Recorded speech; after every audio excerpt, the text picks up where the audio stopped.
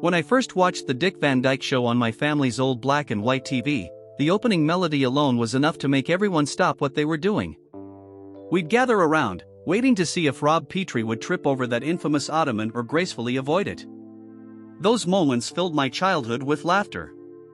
But behind that seemingly effortless charm were countless secrets few dared to tell: a leading man battling alcoholism, wardrobe choices that nearly cancelled the show, and absurd television rules that seem unthinkable today.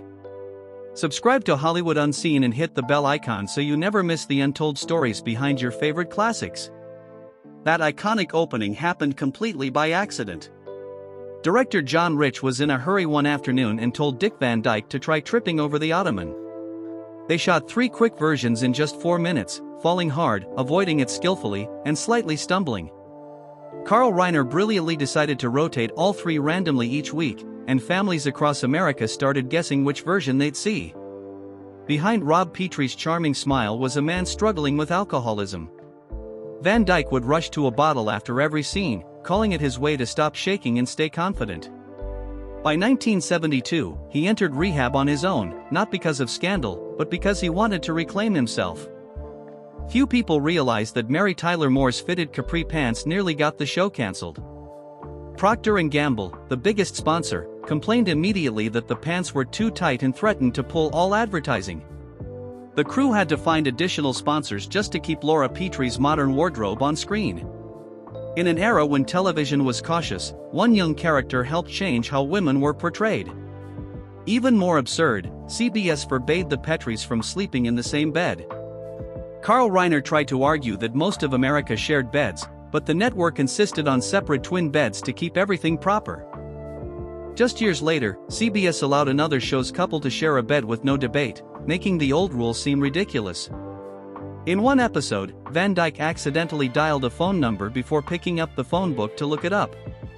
He caught his mistake mid-scene, gave an embarrassed smile very true to Rob Petrie's character, and the director decided to keep it because it felt so genuine. Behind the camera, there was tension when Mary Tyler Moore's popularity grew and Rosemary, who played Sally Rogers, received less screen time each season.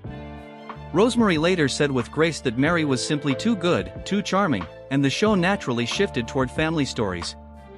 Believe it or not, the show was almost cancelled after the first season due to low ratings.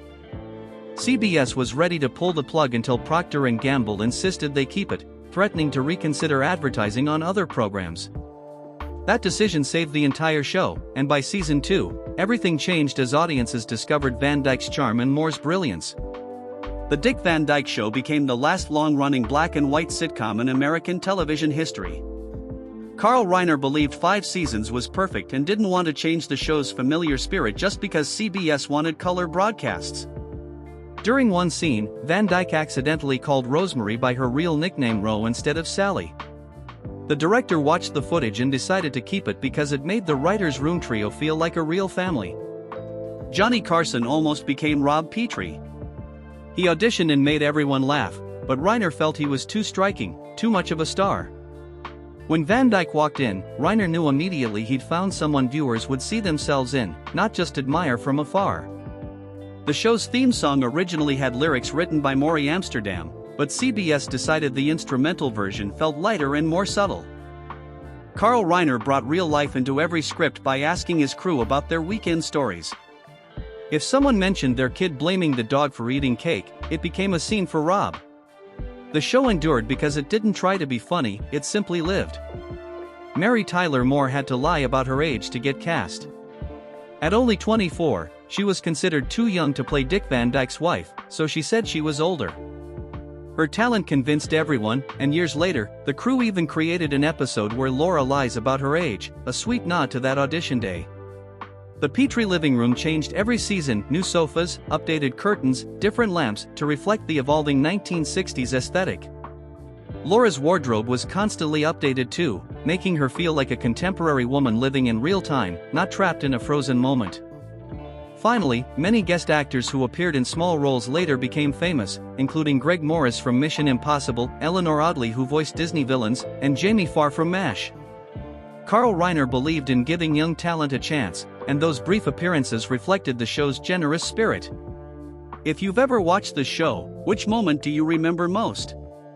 The Unlucky Ottoman, Laura's Smile, or an episode you can never forget? Leave a comment below, I really want to read your memories.